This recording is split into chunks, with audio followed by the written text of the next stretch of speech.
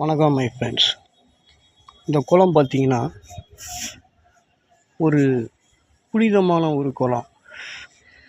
மனித ஆசையை வெறுத்த குளம். எப்படின்னா, ரமணர் ஐயா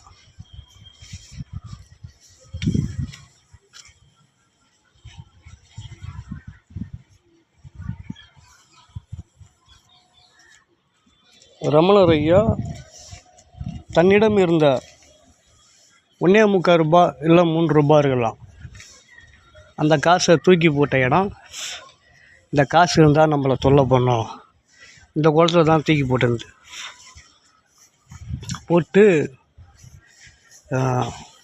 பெரிய மகான் 16 வயசில் 73 வயசு வரைக்கும் வாழ்ந்தார். அப்படியாப்பட்ட குளத்தில்